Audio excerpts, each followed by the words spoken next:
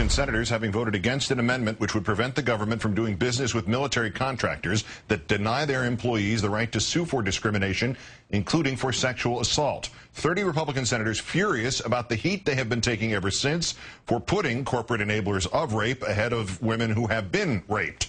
30 Republican senators now blaming not themselves for the considerable fallout, but in our fourth story in the countdown, targeting the Democrat who had deigned to introduce the amendment, restoring victims' rights, if not common decency. That's right, they're blaming Senator Al Franken of Minnesota, and I'm not kidding. You will recall that mortified by the story of former KBR Halliburton employee Jamie Lee Jones, who alleged she had been drugged, beaten, and gang raped at age 19 while working for the company in Baghdad. Senator Franken last month introduced his amendment to the Pentagon spending bill. The measure passed 68 to 30. 10 Republicans voted yes. 30 voted no. Those Republicans now mightily steamed about how they are being portrayed for their votes. And because they say Senator Franken is not doing enough to stop it. Senator Graham of South Carolina is suggesting it would be helpful for Senator Franken to come forward and say, I'm not suggesting that anybody who votes for my amendment is indifferent to crimes against women or anybody else. Senator Bond of Missouri saying that from what he knows of Franken, he expected such tactics. Some senators like John Cornyn of Texas alleging that Senator Franken isn't abiding by the unwritten rules of the Senate. Quote, trying to tap into the natural sympathy that we have for this victim of this rape and use that as a justification to frankly misrepresent and embarrass his colleagues. I don't think it's a very constructive thing. I think it's going to make a lot of senators leery. Others, like Senator Thune of South Dakota, blaming the liberal blogosphere, which apparently rules the world. Quote, I don't know what his motivation was for taking us on, but I would hope that we won't see a lot of Daily Kos-inspired amendments in the future coming from him. I think hopefully he'll settle down and do kind of the serious work of legislating that it's important to Minnesota. I guess he's saying rape isn't important to the voters of Minnesota. Time now to call on our own Eugene Robinson, Associate Editor, Pulitzer Prize-winning columnist of the Washington Post. Gene, good evening.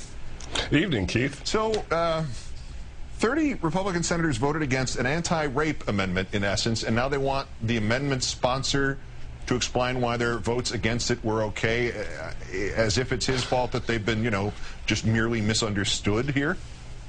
Yeah, that's it in a nutshell. And does it make any sense? No, it does not make any sense. Stop him before he makes us vote this way again. They might have read it before they voted on it, or before they had the kind of knee-jerk reflex to vote the corporate position on a piece of legislation without fully understanding what it was intended to do. But earlier this month, thus this week, there were some Republican sources who privately acknowledged that they had failed to anticipate the political consequences of a no vote on this amendment. Is the inference from that being that they don't believe the no votes are the problem, only that they've become a public embarrassment? Well, clearly the embarrassment is the problem. If no one had noticed and if no one had called them out on it, which, by the way, it isn't Senator Franken who's calling them out on it. It's various others in what they would call the demonic liberal blogosphere. But clearly, I haven't heard from those 30 senators expressions of remorse for having cast this vote, but rather remorse for their vote having been made public and been made an issue. Well, then we need a secret ballot in the Senate, don't we? Wouldn't that simplify everything? Why do we have to write this stuff down? Yeah, I mean really, come on. Don't need those reporters there or anything like that. The Thune statement, which he says Al Franken is taking them on. Maybe I'm just being naive here, but I thought the amendment was designed to take on military contractors who may not be conducting themselves in concurrence with decency or law.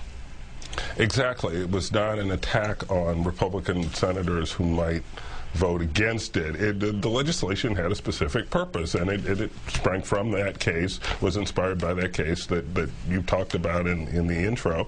And it is amazing that the senators would again be casting the blame on Senator Franken when all they had to do was read it and then make a decision about it. The ones who did read it, I assume some of them did, decided it wasn't a worthy piece of legislation. That's a fine position for them to take. It's just that they do write down these votes. There are reporters in there, and at the end of the day, people get to know about it, and they get to form opinions about it. So this is kind of unseemly whining about something that they did themselves. But is it really insightful? I mean, did we get an unexpected insight, say, from Cornyn talking about the unwritten laws of the Senate here? Because is essentially it's you only pretend to read some of this stuff and really not know what's going on, and somebody tips you from the other side. It's what was the movie, Advise and Consent, where Peter Lawford had to wake up the senator who appeared to be 206 years old, and he would just come out of his sleep and go, "Opposed, sir, opposed," and he whispered in his ear, "No, I think you're in favor, Senator." Aye. Was that? I mean, those are the unwritten laws of the Senate. Nobody pays attention. Well, maybe. I mean, one imagines that Senator Franken was supposed to go around to each of them and explain, if you vote against this, I realize it might anger some of your, some of your corporate friends, but you're going to catch a lot of heat on this. The Senate's rules are arcane. Its byways are folkloric. This is one I'd never heard of. I don't think you have to kind of give a sort of side effects listing to every senator for every vote. Yeah, a little Surgeon General's warning on the side of the legislation, or your mileage may vary, or something like that. If trouble from the liberal blogosphere lasts more than 4 hours, see a doctor immediately. That's right, break glass.